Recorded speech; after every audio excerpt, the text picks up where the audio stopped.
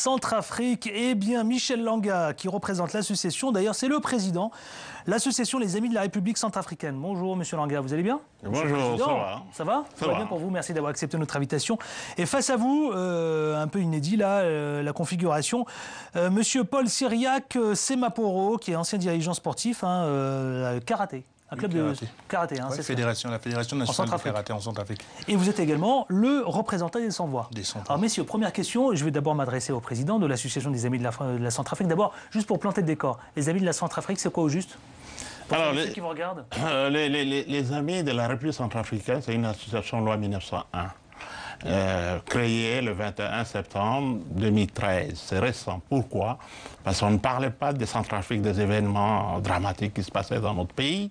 Et il y a des hommes, des femmes qui se sont levés pour dire enfin, mettons en place une structure pour que les médias, au lieu de traiter les cas centrafricains comme des faits divers, que ça soit au moins à la une des journaux. Et je pense que cette bataille a été gagnée. Et ben on va en parler justement, Monsieur Langa. Pourquoi le représentant des Sans-Voix? Oui, justement, puisqu'il existe les Amis de la Centrafrique. Alors pourquoi multiplier comme ça les séries de collectifs? Les collectifs, en fait, représentants des Sans-Voix, c'est beaucoup plus attrait avec la réalité qu'on a sur le terrain là-bas. Je suis en contact avec ceux qui subissent en tant que tels. Nous avions mis cette structure en place parce que, par rapport à ce qui se passe en Centrafrique à l'heure actuelle... Alors parlons-en justement, monsieur. Oui. Parlons-en, monsieur Semaporo. Qu'est-ce que vous récoltez comme information sur place, par exemple? Quels sont les éléments dont vous disposez aujourd'hui? Au jour d'aujourd'hui, rien n'a changé et au pire des cas, quand il y a une accalmie, c'est que demain, il y aura quelque chose de plus grave encore. En ce moment-là, chaque jour, il y a toujours des descentes, il y a toujours des attaques, il y a toujours des cas qui arrivent. Et ce qui fait que c'est alarmant. Les amis, même ceux qu'on connaît au niveau du pays là-bas, certains qui travaillent même avec moi à l'époque où je travaillais au pays, mais ils sont obligés de dormir là où ils travaillent. Je vous dis que même au jour d'aujourd'hui, il y a des collègues qui dorment à la banque, il y a des collègues qui travaillent dans des hôtels, mais qui restent, qui dorment là-bas avec leur famille.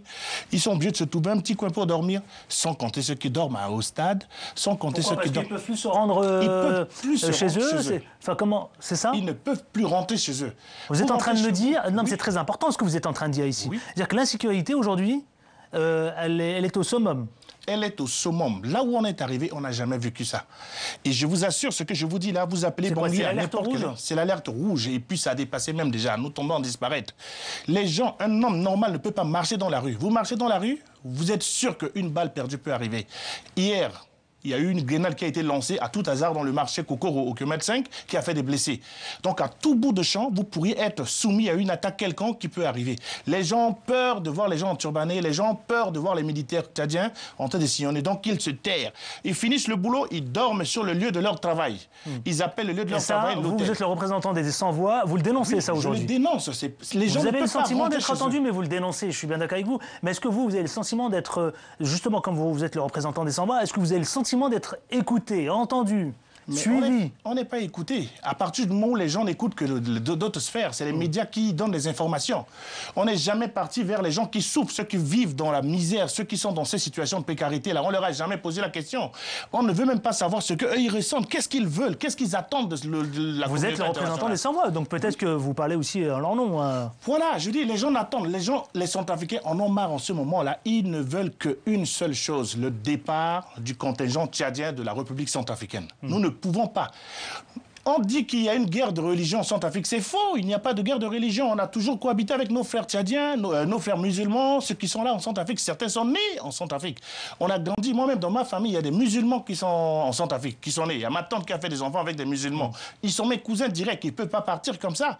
On n'a jamais eu de problème de cohabitation avec eux. Même opinion, problème de cohabitation. Est-ce que c'est un faux problème, ça? On nous parle même d'ailleurs de manipulation. Marie-Reine Hassen, qui est candidate à l'élection en Centrafrique présidentielle, elle nous a clairement dit ici, sur ce plateau, dans l'entretien du jour. Et il s'agit là de manipulation. Vous dites quoi, vous, les amis de la France? Alors, les amis de la Centrafrique, pardon. Pour nous, il y a 92% de chrétiens, 8% de musulmans. Et comment peut-on parler de guerre de religion avec ces statistiques? Parce que les médias, nous nous sommes dit, les médias doivent enquêter. Il faut faire des investigations, comme vous le faites aujourd'hui. Voilà un pays qui est au bord d'un chaos, qui est... Les chefs de l'État, pour sortir, doivent prendre les chars tchadiens. Il ne peut même pas rendre visite à ses compatriotes, plus de 100 000 personnes à l'aéroport. Les chefs de l'État. Alors que peut faire vous, l'un et l'autre, d'ailleurs, les amis de la Centrafrique, alors de la République, pardon, les amis de la République centrafricaine. Des milliers de personnes, femmes, enfants, vieillards, vivent depuis plusieurs jours, vous l'avez rappelé à juste titre, monsieur Paul Cyriac, c'est Maporo, depuis plusieurs jours maintenant, sous des tentes ou à la Belle Étoile, comme vous l'avez dit d'ailleurs. Ils ont quitté leur maison pour se mettre au plus près de leur protection de l'armée française. Il faut le dire aussi, l'armée française est là aussi pour contribuer à faire régner l'ordre. Vous m'arrêtez si je me trompe aussi, hein. Non, mais nous avons soutenu l'intervention de la France. Nous avons manifesté. Y compris aux abords de l'aéroport de Bangui. Voilà. D'accord ? Ça se limite à ce niveau. Alors, la République centrafricaine, elle traverse l'une des pires crises humanitaires de son histoire. Messieurs, dans l'indifférence générale, comment on peut l'expliquer quand même tout de même, cette indifférence générale? C'est préoccupant. Je vous donne la parole à vous d'abord. C'est un chaos, mais on ne sait pas, c'est peut-être les destins.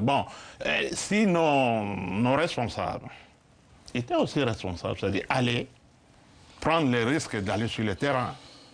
Il y a 100 000 personnes, 100 000 Centrafricains, femmes et hommes, des électeurs. Ils veulent être des candidats demain pour sortir le pays de l'Orient.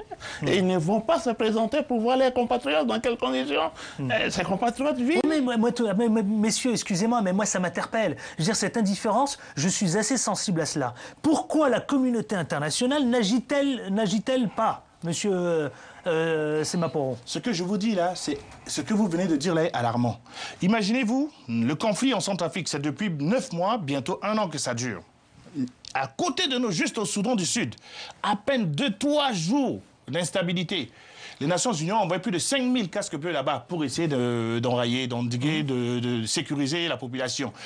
On n'a rien eu en Centrafrique. Les gens sont en train de mourir comme des bêtes. Et imaginez comment est-ce qu'on tue les gens, ils ne meurent pas d'une mort normale.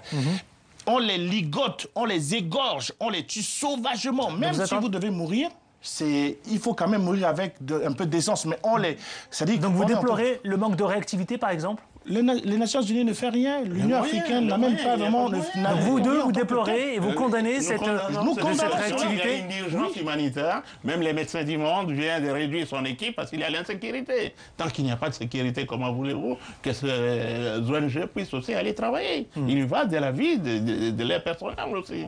Les 5 ONG, vous avez rappelé de le dire, vous faites bien de le rappeler, dénoncent le désintérêt de la communauté internationale et exhortent justement à réinvestir dans l'espace humanitaire et sécuritaire. C'est exact. Tout à fait. Il faut nécessairement. Parce que là, en ce moment, ce que je vous dis, je prends un téléphone, vous appelez n'importe qui en Centrafrique, même décocher son téléphone en public est sujet comme quand vous êtes en train de trahir.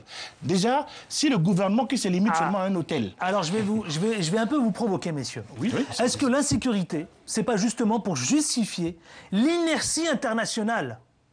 Je commence par vous, et ensuite je vous donnerai la parole. Mais tout à fait. Mais bien entendu, ce qu'ils sont en train de faire en ce moment, c'est déjà au niveau du gouvernement centrafricain. Ça se limite à un petit groupuscule de personnes qui ne peuvent ni travailler. Il reste d'abord le président de la République. Il se cantonne au camp de roue. Il est obligé de travailler seulement là. Il ne peut ni aller sur le terrain, comme a dit le président des Amis de Centrafrique. Le gouvernement, il ne dénonce rien. Les gens qui sont les conseillers, qui représentent normalement, qui sont censés représenter les Centrafricains au Conseil national de transition, à l'Assemblée, ne disent rien. C'est des silences coupables. Le fait de pousser les gens, d'amener les gens à arriver à ce niveau-là. Mais il n'y a pas longtemps, on a parlé de division du pays. Mais cette division-là, c'est cette machine qui a été mise en marche. C'est ce qu'on a connu au Soudan à côté de nous, mais c'est en train d'arriver en Centrafrique. Pourquoi faire ça? Et alors, déjà, le président lui-même, il a dit que non, mais si vous voulez que je démissionne, je vais démissionner, mais on va diviser le pays en deux, une partie chrétienne, une partie... Mais les anti-Balaka dont on dénonce le nom, ce n'est pas des chrétiens. Un chrétien ne se met pas avec des guigui sur lui. Les chrétiens, leur arme, c'est leur Bible. Mais on nous fait monter autre chose. C'est des gens qui sont révoltés, c'est des Centrafricains qui ont dit non à ces attaques-là, qui ne veulent plus subir. C'est pour ça qu'ils sont mis debout pour dire non à cela. Je sens effectivement monter, en tout cas à travers vous, vous êtes le représentant des sans-voix, je dirais, comment dirais-je, ce désarroi qui révolte tout le monde. Ça révolte tout le monde. Moi, ce que je vous sens révolté, mais en même temps à juste titre. Monsieur le Président, dites-moi, oui, même question. La paix n'a pas de prix. Et nous saluons l'intervention des pays de la sous-région. Et nous saluons l'intervention de la France. Mais sans la paix, on on ne peut pas avoir la sécurité. Est-ce que vous proposez, vous, est-ce que vous esquissez des solutions, par exemple? Vous êtes le président, je m'adresse au président que vous êtes, justement, vous êtes président des Amis de la République centrafricaine. Ouais. Est-ce que vous proposez des solutions? Nous avons des expertises, nous faisons des propositions, c'est-à-dire propositions pour la paix, pour la sécurité et pour la reconstruction. C'est-à-dire nous faisons des réflexions, des analyses pour envoyer au gouvernement, aux autorités de la CEMAC ou de l'Union africaine pour qu'au moins les cas centrafricains soient pris en compte.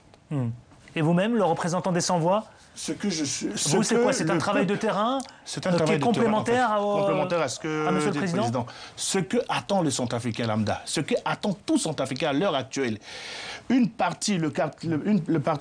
partie nord de tout Bangui est cantonnée vers Bimbo, Pétévo. Les gens fuient, ont abandonné leurs maisons. Les maisons sont toutes brûlées. Ce que nous attendons de la communauté internationale, qu'ils acceptent à faire repartir les contingents tchadiens dans leur pays. On leur remercie de leur intervention. Ils ont toujours intervenu depuis 1993 jusqu'à ce jour. Ils ont toujours été présents dans tous les dispositifs qui sont là. Ce sont eux qui ont mis en place, démis tous nos chefs d'État. Mais aujourd'hui, le Centrafricain n'en a plus besoin. Qu'ils repartent chez eux. Nos frères musulmans qui sont en Centrafrique, ils sont chez eux. On n'a jamais eu de problème avec eux. La seule chose, c'est que les Tchadiens, les militaires tchadiens, il y a des gens qui les voient qui s'évanouissent. Hein. Rien que de les voir, ils tombent en syncope parce qu'ils ne peuvent pas soutenir. Vu ce qu'on a fait à nos parents, c'est pour cela que ça entraîne toujours les désarrois. Messieurs, vous avez parlé d'Al-Khalmi tout à l'heure. Je crois qu'il me semblait l'avoir entendu, hein, il me semble, hein. Oui. Dans la capitale. La situation, est-ce que à tout moment, elle peut basculer de nouveau dans une extrême violence, messieurs? Oui. Monsieur le Président. Oui, ça peut basculer d'un moment à l'autre. Parce que les anti-Barkhane ne désarment pas. Et vous-même? Mais c'est vrai, mais il y a toujours une guerre en ce moment. Rien n'est... Quand on vous dit que non, la ville est calme, c'est que les gens sont en train de penser leur plaie, sont en train de se préparer pour repartir à l'attaque. En ce moment, je vous dis, il y a des quartiers Ngoussima, Yassimandi, le 4e arrondissement, le quartier Bouirab, où je suis même de ce quartier n'acceptera jamais qu'il y ait changement tant que les contingents tchadiens ne partiront pas de Centrafrique. Monsieur le Président, en quelques secondes. Oui, je voulais seulement souligner que si on ne fait pas un effort, parce que au niveau de maintien de la paix, un pays qui est impliqué dans les conflits comme le Tchad n'avait pas sa place dans les groupes d'intervention. Mais ça a été une erreur de l'Union africaine. Comme il va y avoir la conférence du 24 au 31 janvier, je pense que l'Union africaine aura les soucis de régler ces problèmes dans la sérénité. Allez messieurs, merci à vous Monsieur le Président. Vous êtes Monsieur donc Michel Langa, président de l'association Les Amis de la République centrafricaine. Merci à vous infiniment d'être venu ici en parler. Et Monsieur Paul Cyriac Semaporo, vous êtes ancien dirigeant sportif, club de karaté en Centrafrique et vous êtes le représentant des sans-voix. Merci messieurs, nous allons suivre tout cela avec beaucoup d'attention. Merci, vous pouvez, je le rappelle, commenter sur le site de Télésud. On se retrouve demain pour un autre invité. D'ici là, portez-vous bien. Ciao, ciao.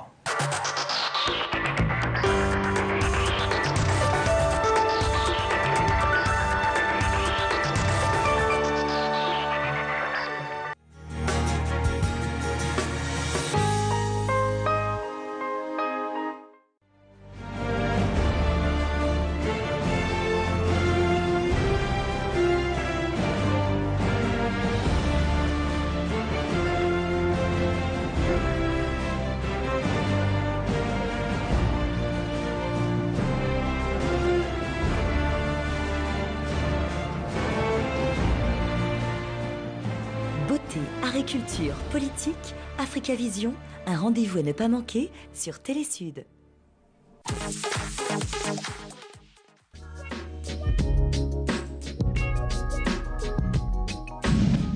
Ensemble, donnons un avenir meilleur aux handicapés. C'est un fait d'avoir droit à l'école, même si l'école